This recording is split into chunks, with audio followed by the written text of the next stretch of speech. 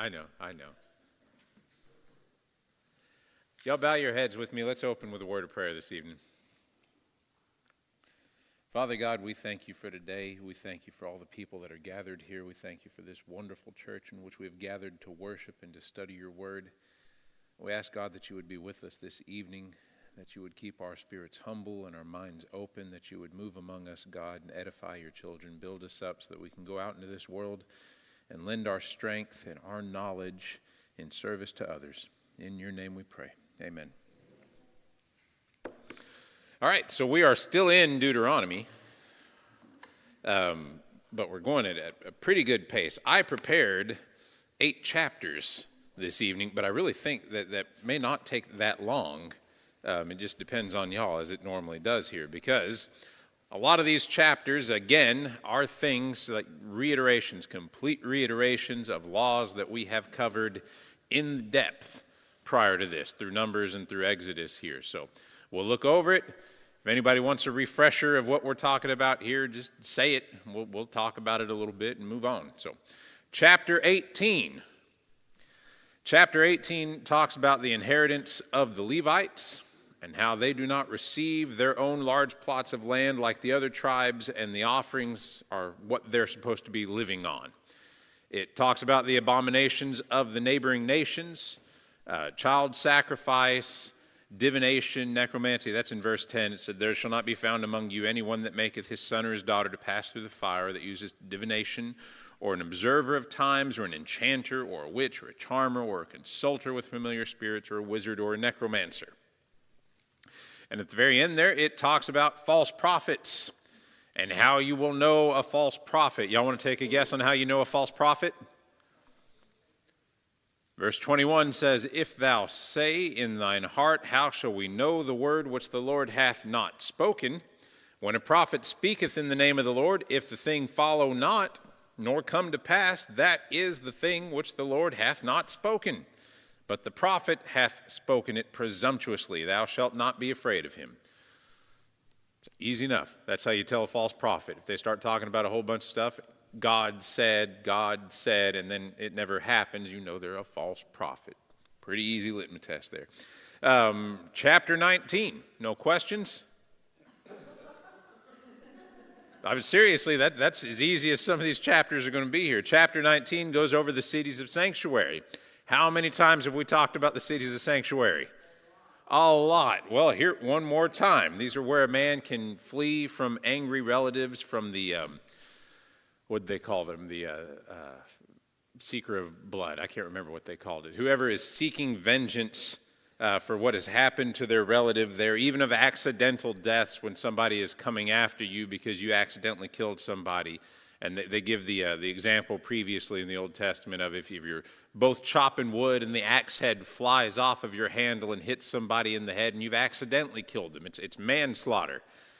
You can still flee to the city of sanctuary. You have to stay there until your case is heard, or until the high priest that is residing at that time dies, and there's a new high priest. With the switch of the high priest, you can leave as well.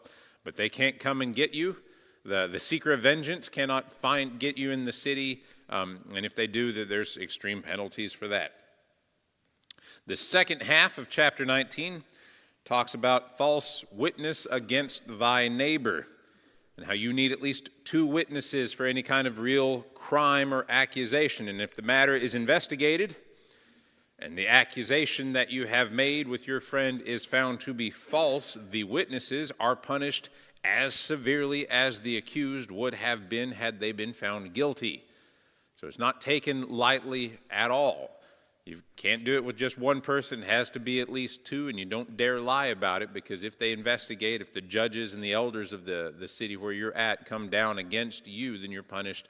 Eye for eye, tooth for tooth is exactly how they phrase it in the Old Testament here. You are punished in like manner to what that person would have been punished. Chapter 20. And we will be stopping a little bit on this one. We're actually going to read some of this. Read the first 4 verses in chapter 20 here. "When thou goest out to battle against thine enemies, and seest horses and chariots, and a people more than thou, Be not afraid of them, for the Lord thy God is with thee, which brought thee up out of the land of Egypt. And it shall be, when ye are come nigh unto the battle, that the priest shall approach and speak unto the people, and shall say unto them, Hear, O Israel, ye approach this day unto battle against your enemies. Let not your hearts faint. Fear not, and do not tremble, neither be ye terrified because of them, for the Lord your God is he that goeth with you to fight for you against your enemies, to save you. This whole chapter goes through a few laws about waging war. It's going to happen.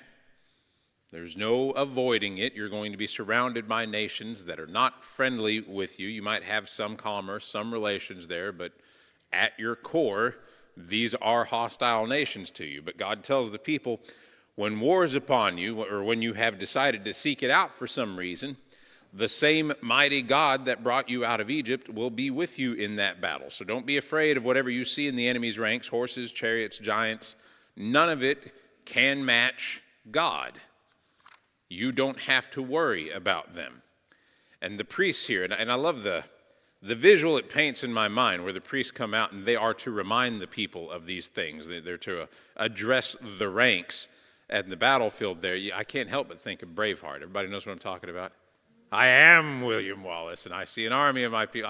I think of something like that. I doubt it was anywhere near that dramatic or that size, that scale, but I can't help but picture that here.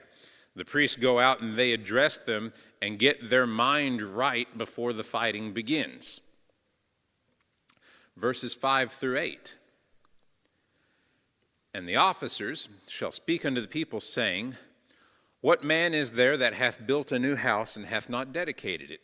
Let him go and return to his house, lest he die in battle and another man dedicate it. And what man is he that hath planted a vineyard and hath not yet eaten of it? Let him also go and return unto his house, lest he die in the battle and another man eat of it. And what man is there that hath betrothed a wife and hath not taken her? Let him go and return unto his house, lest he die in the battle and another man take her. And the officers shall speak further unto the people, and they shall say, What man is there that is fearful and faint-hearted? Let him go and return unto his house, lest his brethren's heart faint as well as his heart. Now, there's a subcontext here. It's somewhat understood from what we're reading, and you're probably picking up on it. The wars here are not the wars that God has commanded that they undertake. These are the wars that God allows. The war that God has commanded against the people of Canaan required all the men 20 and up to participate. They all showed up. They were all fighting. And in fact, when they approached Moses, and I forget which tribe, honestly. I think it was the Reubenites. And they said, hey, we've got a lot of cattle. This side of the Jordan is great for cattle. We'd love to stay over here. He got angry with them because he thinks they're trying to duck out of the fighting. And they say, no, we'll fight. We'll go across the Jordan. We'll fight with you. The wars that God has commanded them to fight, everybody is going into. They all have skin in that game. They were all going to go fight for their inheritance, and that fight, that spilling of the blood of the wicked, the overcoming of military forces greater than they were, that was going to bond them to the land and to each other. There was a struggle to overtake it, and rightfully so. But what we're talking about here, these are not the wars that are commanded by God. They don't require the involvement of everybody. It's quite the opposite, actually. There's a pretty good amount of opting out allowed for in these. These chapters here, that it looks like when war is declared, all the men are required to show up. But then we have acceptable exclusions for having planted a new vineyard. I just built a new house. I married a new wife. Or even I'm just really afraid and faint-hearted. Now, and these are not small things either. So the dedication of a house was a large ceremony. That was a number of days. That's not just saying I haven't had a nap or I haven't slept in it or we haven't had a nice meal or something. That was a ceremony and a feast. A marriage was a week long. And then a honeymoon period of sorts. A vineyard or a grove wasn't eaten of for the first 5 years, and then it was considered usable. So these are not small exclusions. These people that are come up here and are putting their life on the line for whatever reason, they're allowing them to opt out, for long periods of time even. It sounds a lot like jury duty to me. And I know that's, well, you can't get, I don't know, ideally, I hope not. We all show up whenever we're summoned, but if you really don't want to stay, you can probably find a reason to go home and not, talk to somebody and say, hey, this is not going to work for me, and they'll just send you another letter in a month or so.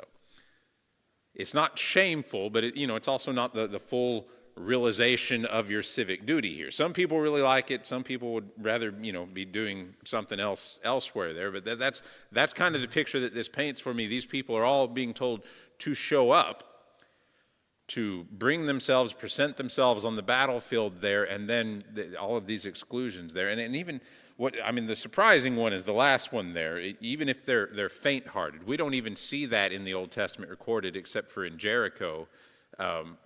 When Joshua and tells all of the people if he's got too many men or God's weeding out, and he says anybody that's faint-hearted can leave. That's the only time that we really see that recorded in the Old Testament here, but there's an exclusion for it. So if it's put down there, then people could use it. Verses 9 through 12.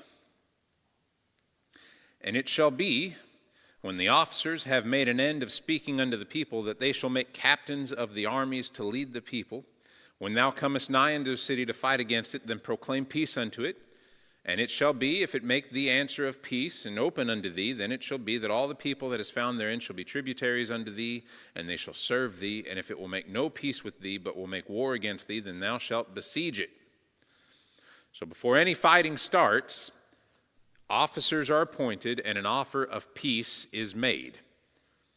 If the people accept it, then that city is to be tributaries. They're to pay taxes, more or less. They give you tribute from the proceeds of their labor. They serve the children of Israel, whatever that tribe is. And don't read this as just a manual for war, as black and white as well. It's interesting looking over the laws of the Old Testament that we see in Numbers and Deuteronomy and stuff, and reading them flatly without the religious connotation of them, especially in something like war here. We can't remove the religious aspect from rules of war. And what I mean by that, there's an undertone here that when the Israelites have approached a nation ready for battle, that it's right that they do so.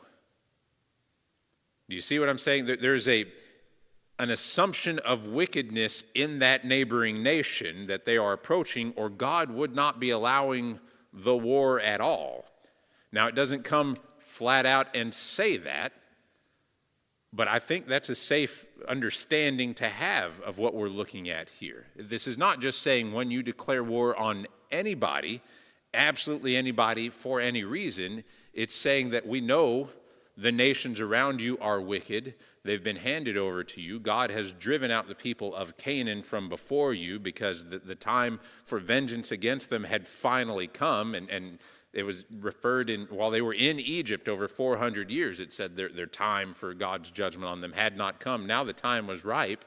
The people were driven out, but they're still surrounded by these evil, wicked nations that are pagan nations when they see fit. And we don't go into the reasons here, but there's an understanding because of the righteousness associated with God's law, the circumcision of the heart, the adoption of the full living for God here, that they're not just making war on anybody.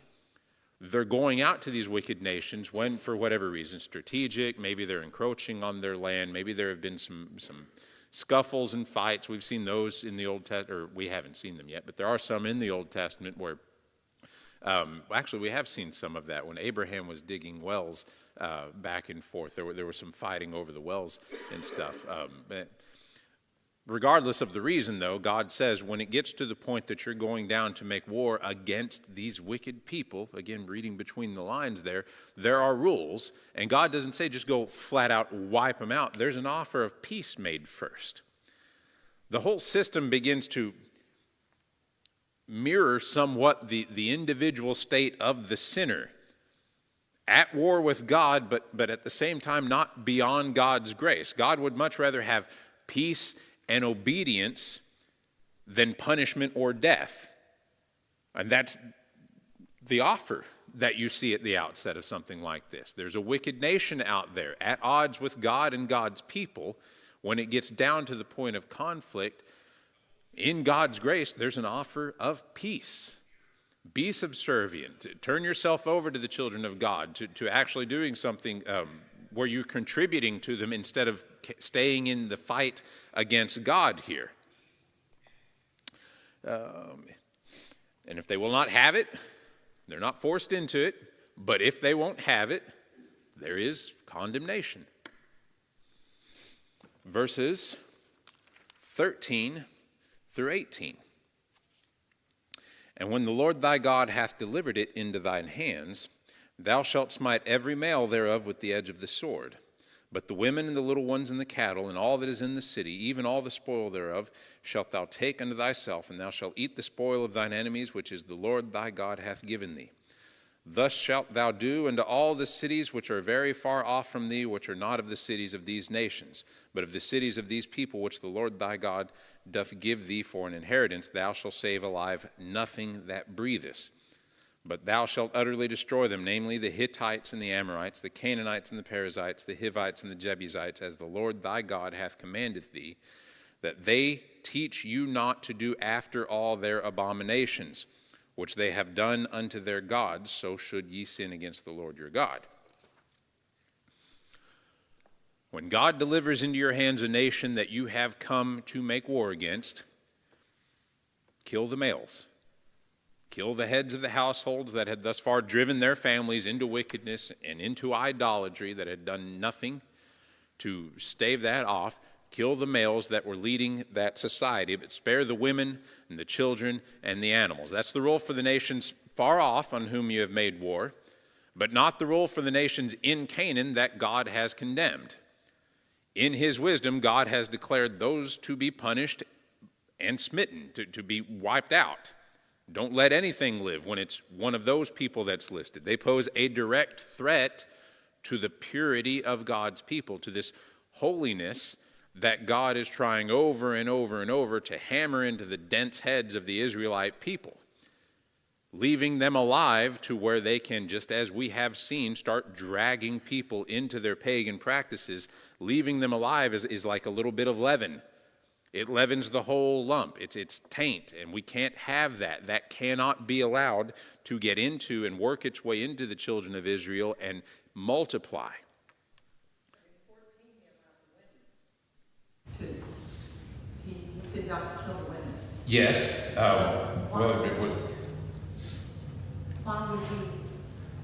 Because they have a big influence.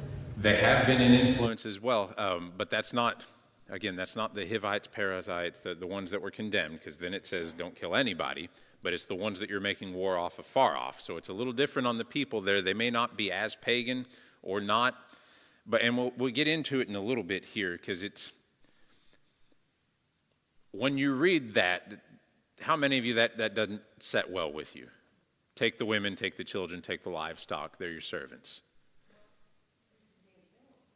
At least you didn't kill them. That's right. We see this a little bit more here too, and I'll pose the thought now so that you can chew on it a little bit, and by the time we get to it in a chapter or so here, we can really talk about it. Are they better off to have been subjugated by a godly people or to have their pagan freedom? Well, you're hoping some of the godliness will wear off and they'll have an influence on them. Put a pin in it. We'll be right back to it. Verse. Americans in this country better off to. I knew we'd be there. That's the question you're asking. Would we be better off to leave the Native Americans alone? Lord, how many different posts do I see about the... Well, not even Native Americans. Every tribe that Christians have come in contact with, regardless all over the world, that have been subjugated. And there's been some rough transitional periods in there, but when it's done right, when it's done genuinely in the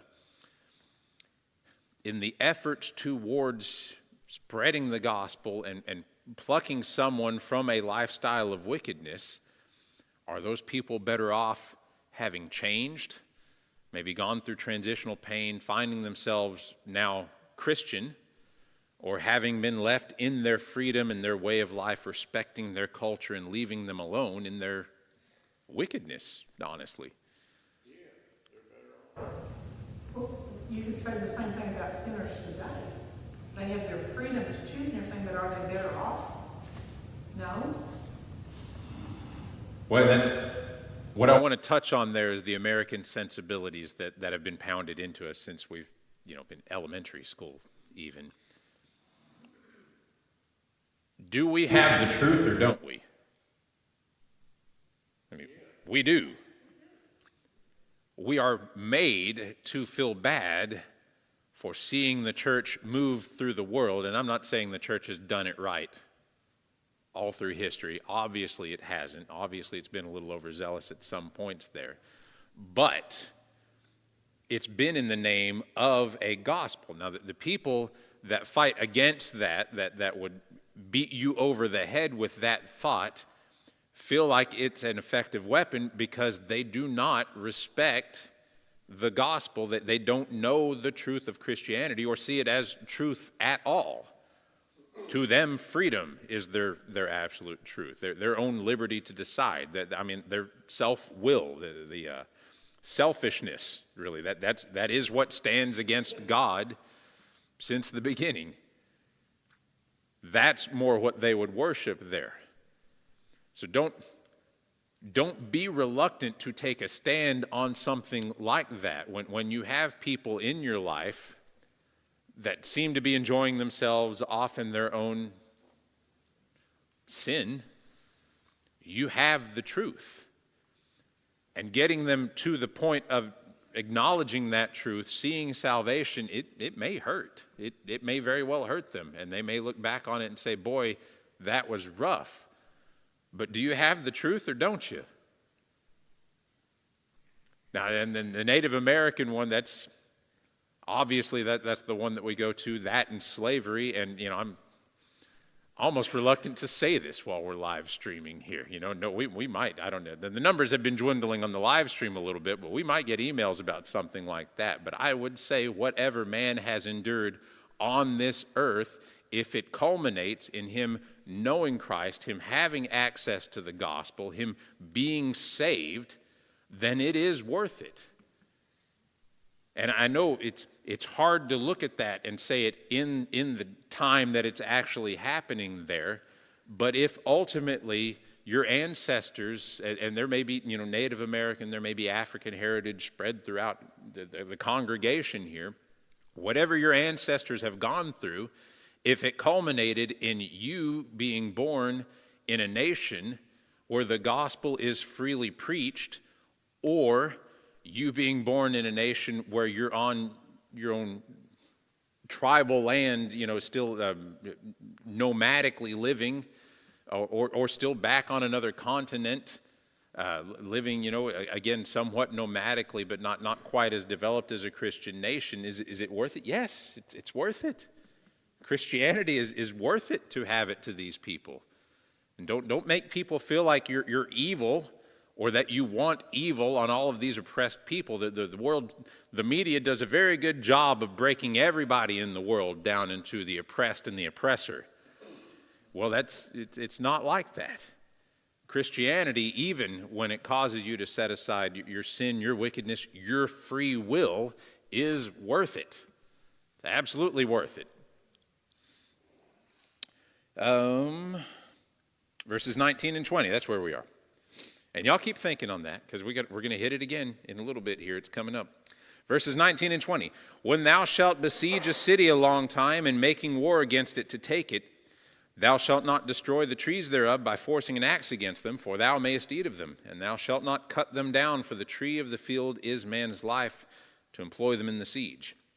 Only the trees which thou knowest that they be not trees for meat thou shalt destroy, and cut them down, and thou shalt build bulwarks against the city that maketh war with thee, until it be subdued. Just a little bit of common sense there. Don't chop down the trees that sustain you in a long siege. We talked about that. I don't remember if it was last week or the week before, but a lot of the times whenever these ancient cities would be under siege, it wasn't that they were actively trying to take down all the walls and get inside and kill everybody. A lot of times they would just surround the city and set up camp. Chop down the trees that... And just and just keep people from going out and people from coming in. And then the people inside the city would eventually go through their emergency rations, all their stores, everything that they had saved up. If they didn't have a river running through the city, and sometimes they'd even dam up the river and cut off their fresh water supply, it doesn't take long for a city to lose all of its fight when you cut off all of their supplies like that. Now, in the event that they're a big city and they have a whole bunch of stuff stored up, it may be a long siege. You may find yourself camping around the city for a long, long time. In the event that that's what's happening, don't chop down the fruit trees. Use the ones that don't have any. Chop down the pine trees. You ain't going to be eating pine cones. But don't chop down the apple trees. Don't chop down the pomegranates, olive groves, or anything like that, because you can sustain yourself off of those. You can sustain an army off of those while it's camped out around there. Chapter 21, verses 1 through 9 detail what is supposed to happen if a body of a person is found slain in a field, just off out in the land somewhere. The elders and the judges come forth and they determine which is the closest city, and they take a cow and they cut its head off. And they ask God for forgiveness that there has been one among them who has done this thing. But the leaders of the people don't know who, and there's nobody that's witnessed the slaying, so they wash their hands of the shed blood of that person. In verses 6, 7, and 8 in chapter 21, there, where does it say? And all the elders of that city that are next unto the slain man shall wash their hands over the heifer that is beheaded in the valley.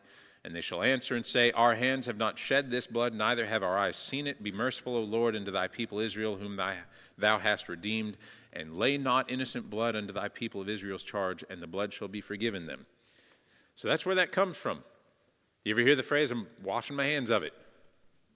That's what it is right there. They come out there, they wash their hands over the decapitated cow in the middle of the field that they've cut its head off right next to the guy, and they say, listen, God, don't hold this against us. Don't hold it against the city. We don't know who did this. You take it out on that individual person. But nobody here saw it. Nobody's staying mum about it. Nobody has any idea what happened here. Poor cow. I mean, but God wouldn't have held them responsible anyway. Would he? He is held. God knows who did it. So it seems like to me, if God knew who did it, he wouldn't. Not on an individual basis. If that's the kind of thing that happens with some regularity, then you've got a wicked city. You've got a wicked people, and God tends to judge things on scale when it gets to be too prominent like that. So no, individually they wouldn't say that, but at the same time too, they're attesting that nobody has seen what happened and is not coming forth to say it as well. So it's not just for the guy who murdered it, that they're worried about anybody who might have seen it and not said anything and is somewhat complicit in it. But no, in an individual fact, they're not going to condemn a whole city for one single killing like that. And it may have even been an accident, and the guy's just scared to death and running out there. Technologically, and we don't see things the way the world may have seen them at this time, when even America was a very rural country. If someone were found killed near a small community, there was kind of a guilt to that community. It's almost like, surely somebody saw something. You know, y'all are guilty of this. And so you get this need to expunge the guilty or to get rid of that guilt. And I think that's what they're doing. They're saying, as a community, we didn't do it, we don't know about it, it's not us as a group. It's a weight around the neck of a community. And it's the same with, the United States when they start rolling out statistics about our crime rates or specific crimes that we've committed. It's not something that we're proud of, and we'd much rather have them solved and expunged from our record. But seeing a crime and tying it to a specific region like that, yeah, you'd rather not have that. So as best they can, they're trying to seek forgiveness for it, even without the guilty party. The rest of the chapter details some of the more interesting points on familial relations. Verses 10 through 14 in this chapter give rules for when an Israelite takes a captive from battle that happens to be an attractive woman. Now, there are two thoughts here as to why this would even be a thing. So, first off, in Numbers 31, a large group of Midianite women were taken captive and were living among the Israelites. You remember that when they came and they told Moses what had happened. He said, you let the women live? And he was a little shocked because that was not God's command, but those women were still living among them. This may have been a way to regulate the treatment of those women who were already there with them, living among the Israelites. Now, second, this can't apply to nations in Canaan that they were encountering as they settled the land, because those nations are explicitly called out in Deuteronomy 7, and the people were prohibited from marrying into those nations, taking those women into their families. So it would have to apply to battles after the settlement of Canaan, such as we've been talking about. It's an interesting cultural dynamic. Again, wives from among the captives. In verse 13, and she shall put the raiment of her captivity from off her, and shall remain in thy house, and bewail her father and her mother a full month, and after that thou shalt go in unto her, and be her husband, and she shall be thy wife. The raiment of her captivity. It was not uncommon when a people, city in the Middle East back in that day, were defeated in battle, that the women, sensing what might be coming, would adorn themselves, really dress up, in hopes that they would catch the eye of their captors and be spared, be provided for. With all the men dead, being left behind would be pretty tough anyway. You know, they're either killed or they're left behind to slowly die because they can't provide for themselves. That's why in the New Testament, Christ talks about the widows and the orphans and how you really need to take care of those people, and how all the stories with widows have, an extra little punch to them because they are effectively on their own. The widow that talked to, was it Elisha with the widow who said, I'm about to go in here and I'm about to make 2 cakes, one for me and one for my son, then we're going to die because we just got nothing left. She didn't have any way to make money. That was it. She's a widow. What's really interesting here, though, again, it's the same thing that we've been talking about with a slightly different twist on it here. Don't separate this from what we know to be religiously true.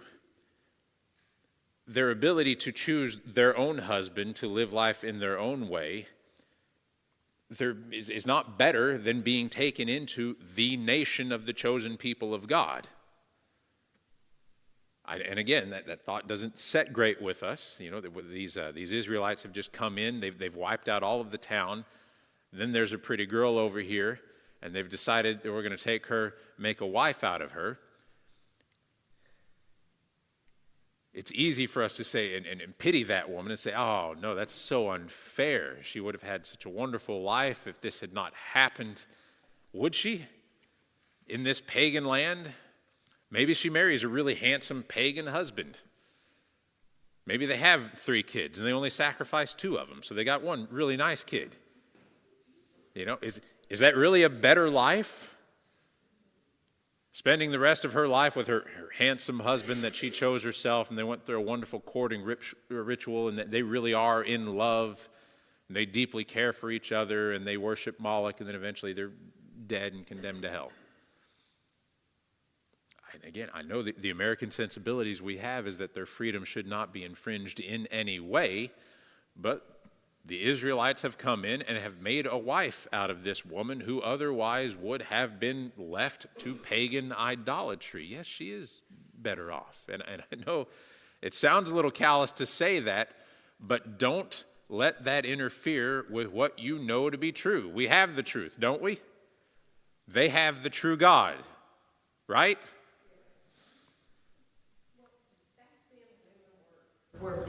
such a different light. Yes.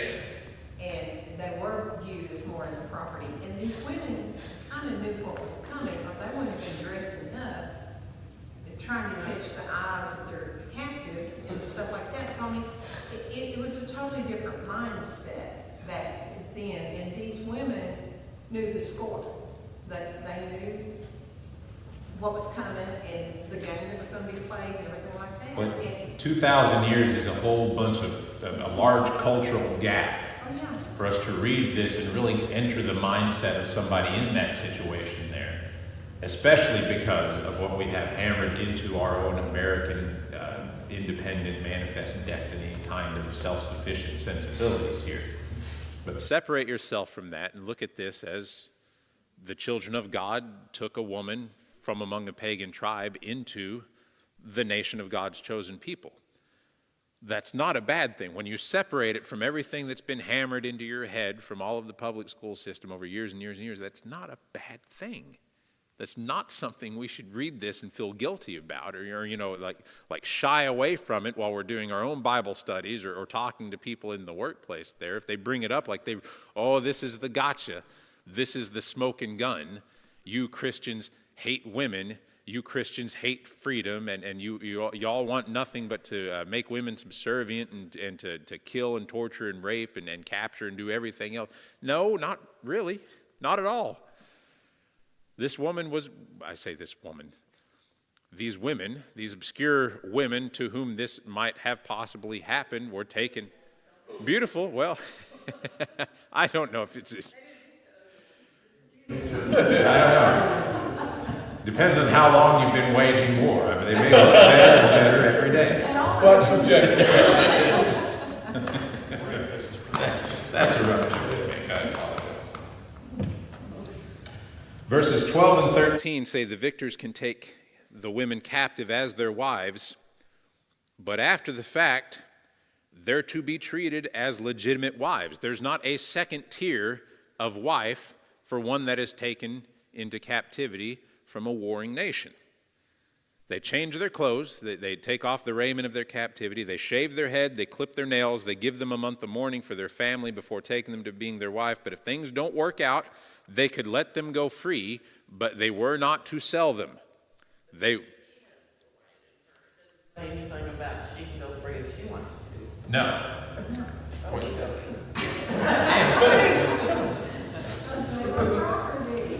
If he finds the way. What property and not at the same time. If they get to that point and it doesn't work out, they say you can't sell it. It's not property. You can't sell her. You've humbled her to have done this, to taken her out of her people and have now, lain with her. She has been your wife.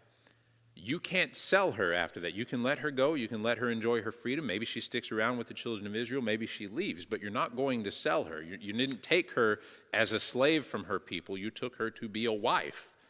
And again, there's no second tier. That is very similar to what they would have if it was an Israelite woman that didn't work out. Verses 15 through 17 put a law in place that if a man has more than one wife, he cannot elevate a later born child to the position of firstborn just because he likes one wife more than the other. So is he okaying polygamy here? No, it's not. It's descriptive. It's not prescriptive. We've seen polygamy. We've seen polygamy among the patriarchs, even. There was Rachel and Leah. He had two wives right there. And Joseph was so beloved because he was the firstborn of the wife that was actually loved. He didn't love Leah. She had his firstborn, and it went through a whole bunch of the back and forth. Y'all remember all of that? It's been some time. But we've seen that before. We've seen specifically this situation there. And it says, listen, if you're in that situation, and I don't recommend it, but if you're in that situation, don't elevate the firstborn of the wife that you like better to be your actual firstborn, because being firstborn means something. And it describes it as the strength. Let me just see.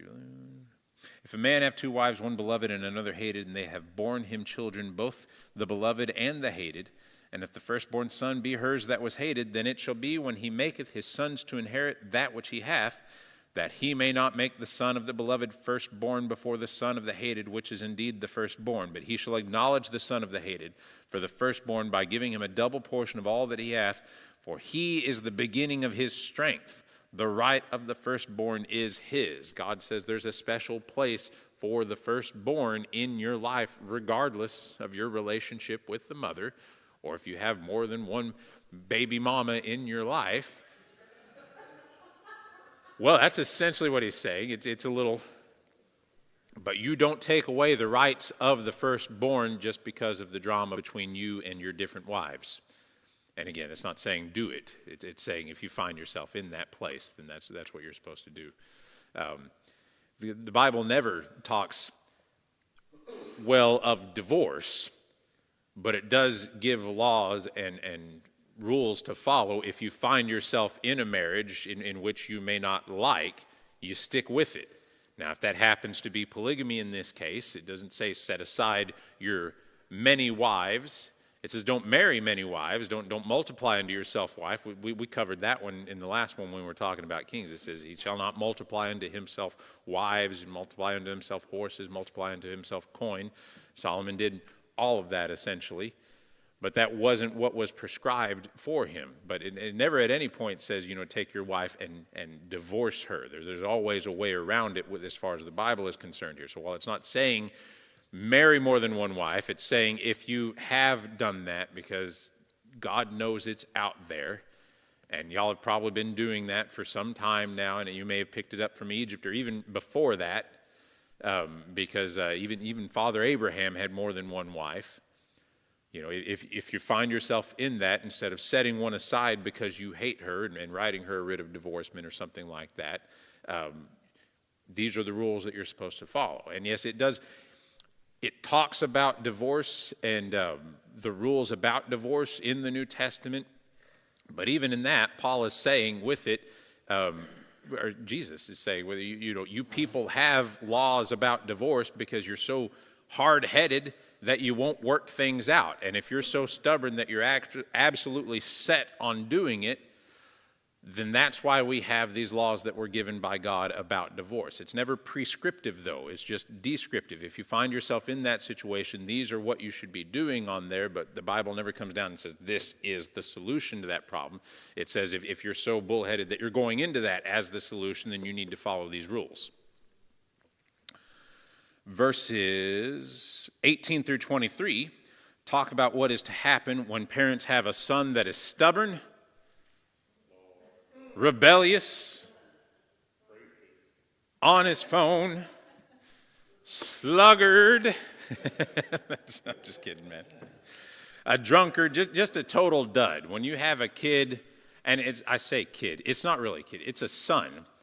But for him to be considered a total dud in this way, to be an absolute sluggard, to be a drunkard, they're saying that he is an adult. He's grown enough to be able to tell the difference between what he should do and what he is doing right now. So again, this is not when you've got a 12-year-old that you really feel like is going off in the wrong direction. These adjectives don't fit with a 12-year-old. We're not passing judgment on kids here.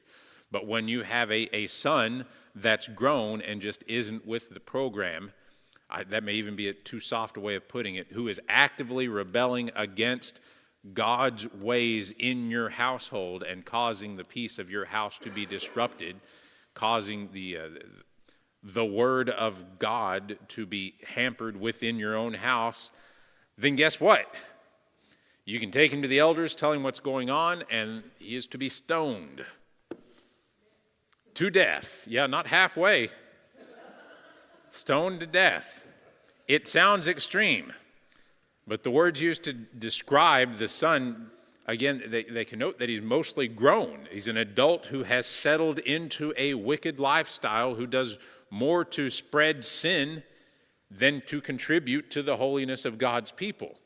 And just like we have seen with the pagan nations, that kind of thing, that leaven, that one stain that's going to spread itself throughout the holiness of the children of Israel can't be allowed to stand. And I can't imagine this is a thing that's entered into lightly. fourth of the 10 Commandments? Honor thy father and mother. So that you may live long in the land the Lord your God has given you. Because if you don't, they're going to have you stoned to death. To death. All the way. But, okay, it says, in your house, is that talking about your lineage or your actual dwelling? Because what if he's out of your house? Do you see what I'm saying? I see what you're Does saying, that and make I don't know the answer, honestly. I think it would probably be lineage. I would imagine it's Is lineage. it I mean, because they're lineage all. or is it your home? If he's gone, then he's more or less out of the faith and has left, and you're not witness to his wickedness anyway. But if he's still in the town, and you're able to see everything, and he's tarnishing the tribe of Gideon or the tribe of Gad or the tribe of Reuben or something like that, and he's spreading wickedness, and all of a sudden some of the other sons are out there picking up that, hey, he doesn't do it, and I don't feel like I should either, then it's saying, stop that immediately. You don't let that kind of sinful wickedness start to... Yes, no. Oh, there we go. We talk about a patriarchal society. We don't really live in a patriarchal society at all. They did. And you notice in all this stuff, it doesn't say to the women, if you have a man that you don't like, you can do this or that or whatever. There is none of that. It is to men, if you have a wife that is whatever problem this or that, you do this, or if you have a son that says, this wasn't something that mom could say, you know, I've had it with this kid, let's take him and get him stoned. This was the day. I imagine he got an earful about it. Well, I can't imagine that, but you gotta understand, we don't really live in a patriarchy as they did. In the ancient world, Dad had the power of life and death. And you could either straighten up and fly right, or Dad could literally kill you. Now, the children of Israel, we should have taken before the elders. The ancient Romans didn't do that. Dad drill you with a spear and you're dead. Now, you know, there's no question. Roman fathers had He the absolute had- right to life and death for their children. He had that power, and we don't live in it. We still see Islamic honor killings now. We have those in modern day, U.S. even Islamic honor killings whenever one of their children decides to leave Islam. It is at price of their life. They have the right to do that because it is a patriarchal religion as well. But also in that society, though, the dad's head responsible. Well, Yes. Yeah. yeah. As being the head of the paper, he was responsible. I would not advocate going back to that kind of world. I mean, that was not a good thing, but if it was, it was. Well, how did that work though with one of the commandments? It clearly says thou shalt not kill. Thou shalt not murder. Well, same difference. Yeah. You can murder a child, that's crazy. You can't, well, it's not a child, it's Well, grown. that doesn't mean. But it's always your baby. But I was in my lady. Murder has a connotation of wickedness, of no justice to it at all, of the heat of the moment, or rooted in sin and of covetousness, jealousy, materialism, something like that. That is murder. It's not murder when the government kills somebody. It's killing, yes, but it's not murder per se. God has given them the sword. They have the right to adjudicate and to carry out the laws that have been in the land, and God says He has put those people in power to do that. We don't always agree with how they do these things, but it's not murder when the government does it. And when your government is a patriarchal society and something like this, it's not murder when they end up doing it. That is their form of government at the time. Rules of engagement.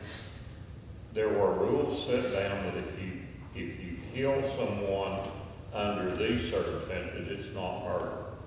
If you kill them outside of these rules, then it is. Well, it's the same thing with like the seeker of vengeance. When we had the sanctuary cities, they talk about the sanctuary cities over and over and over and over because it's a novel idea that you don't see in other cultures. That if somebody accidentally kills somebody, there is an avenger of blood that will go after that person. And if they catch up with that person, nothing really happens to them.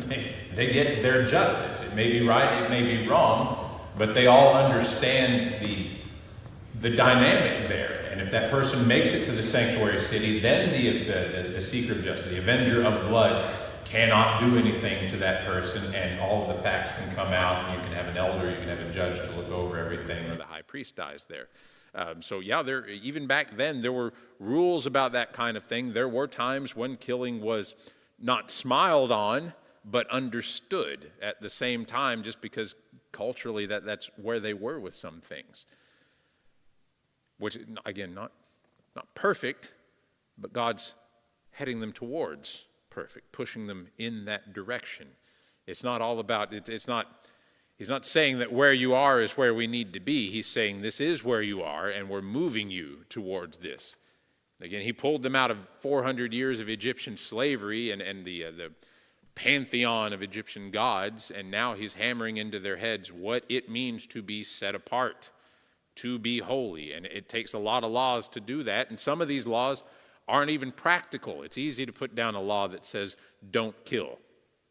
There's a law here in just a little bit that, and again, it's a reiteration, don't wear two different kinds of fabric in a garment. Practical? No, that's not practical at all. And I'd say every one of us is probably breaking that in one form or another right now. But the Jewish people were set apart. It was the mindset that we're God's chosen people. How different are we? We don't even wear two different kinds of cloth in the same garment. We don't do we don't work on the Sabbath. We don't do anything on the Sabbath. We don't travel. We don't work. We don't do anything like that. There weren't any other Sabbaths out there at the time, but they were different. They were set apart here.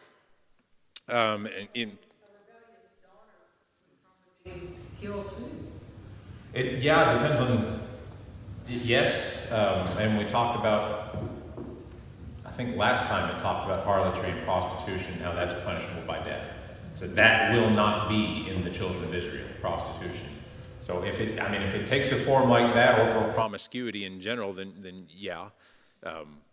What you would think would be the more prominent form of wickedness or something like that, absent just flat out idolatry and pagan sacrifices and worshiping like that. Chapter 22. Yeah, we'll do chapter 22. Chapter 22 covers social laws, a hodgepodge, and it's this and the rest of the chapters up through 25 are kind of a collection of not random laws. They somewhat fit together, somewhat don't. In verses 1 through 4, it says, if you find your neighbor's animal lost or in need, don't ignore it. Help the animal, help your neighbor out. Verse 5 says, cross-dressing is an abomination to the Lord. Women don't wear that which pertains unto a man. Man does not wear that which pertains unto a woman. Verses 6 through 11, if you find a bird's nest on the ground, you can take the eggs, but don't take the mother. Also says, build a fence on the roof of your house so people don't fall off.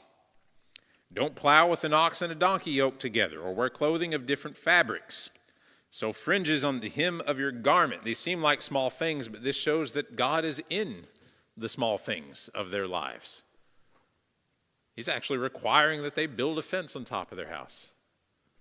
Seems like good sense, but it's a law for the godly people of Israel.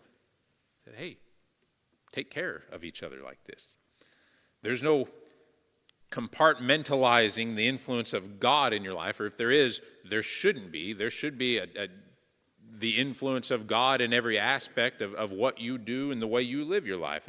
And then after that, it goes into some of the laws regarding whether or not a woman is pure on her wedding night, and then into laws against rape and incest, which I feel we don't really need to cover again this evening because we covered those pretty in-depth previously.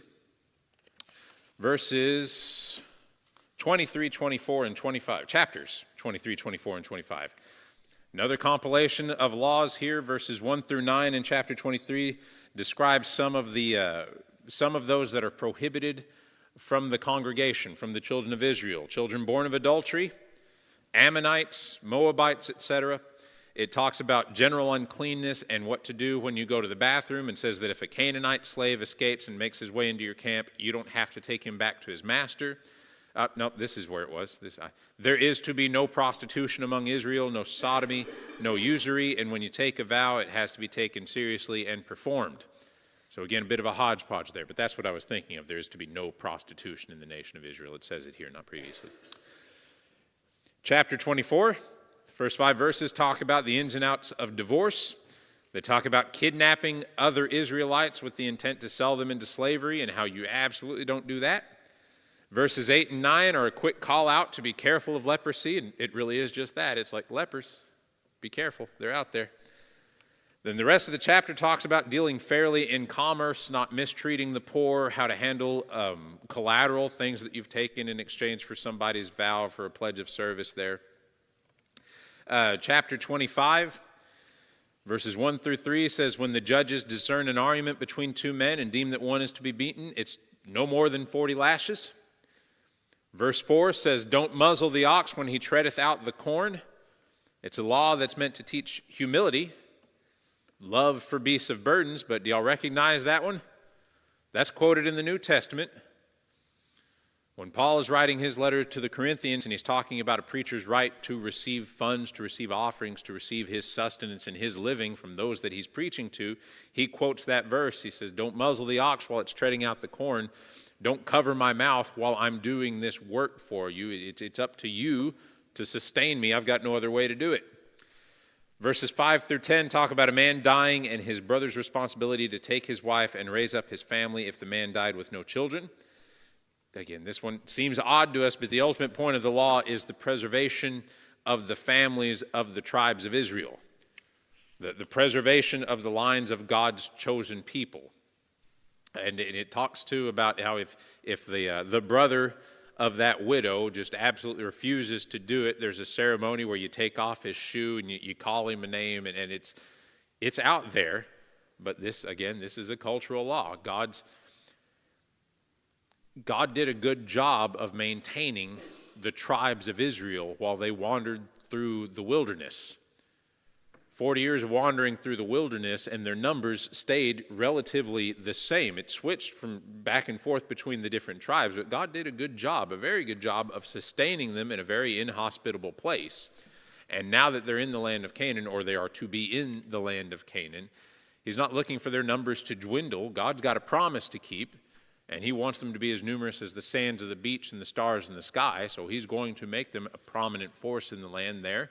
And part of that is when somebody dies and they haven't had children, there still needs to be somebody step up and continue that family line for the tribe of Israel so that it's not diminished, so that over the years, all of a sudden, there's no more tribe of Naphtali because all of their families just, as chance had it, started dying out and they never were able to replenish as quickly as the other ones there. It wouldn't happen quickly by any means, but over years and years and years, yeah, that very well could happen. Verses 13 through 16, last little bit here. Thou shalt not have in thy bag diverse weights, great and a small. Thou shalt not have in thine house diverse measures, a great and a small, but thou shalt have a perfect and just weight.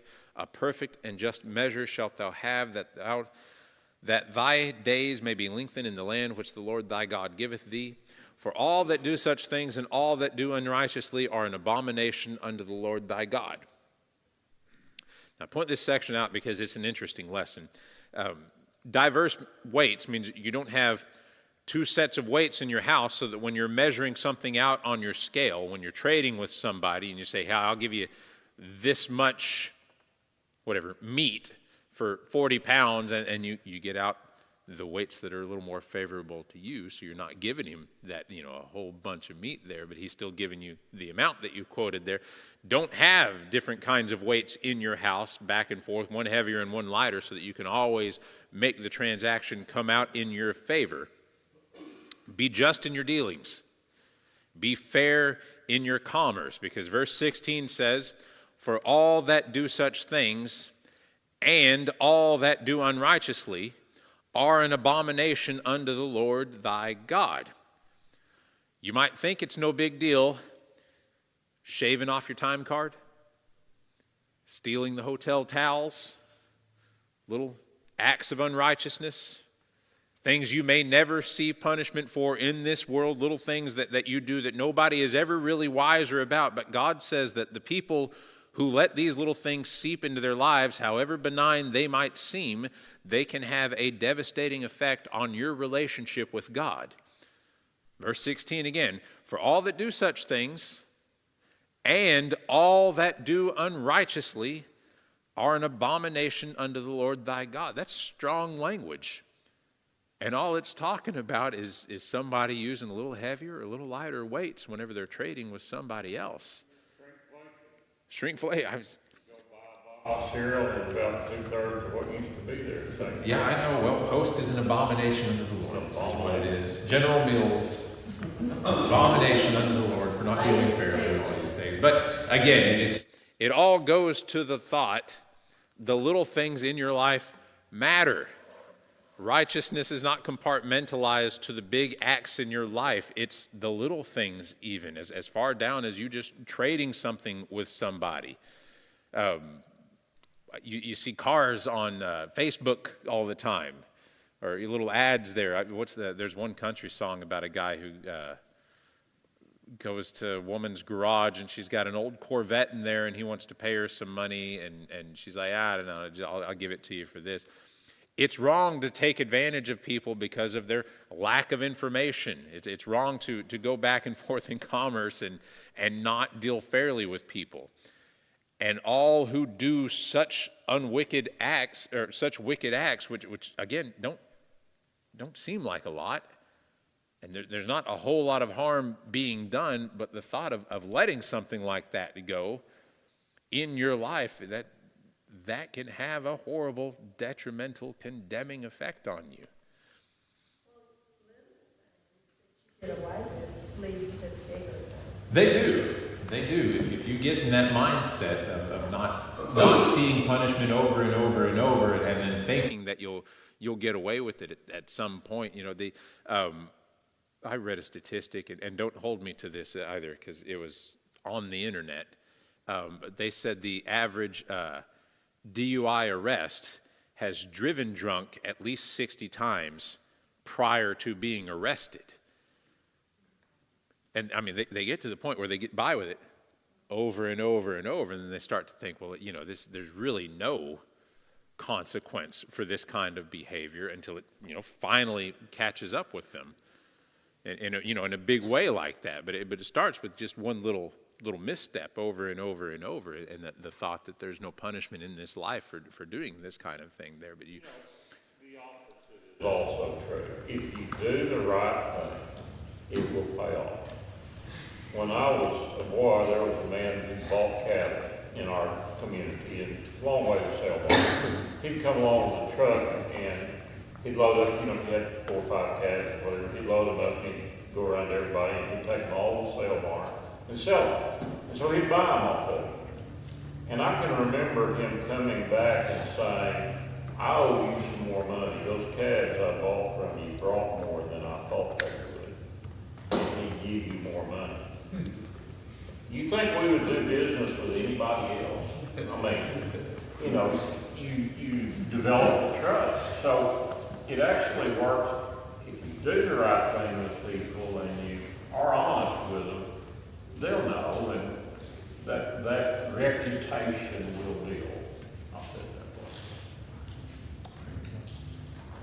that's it. We hit 8 chapters tonight. Good.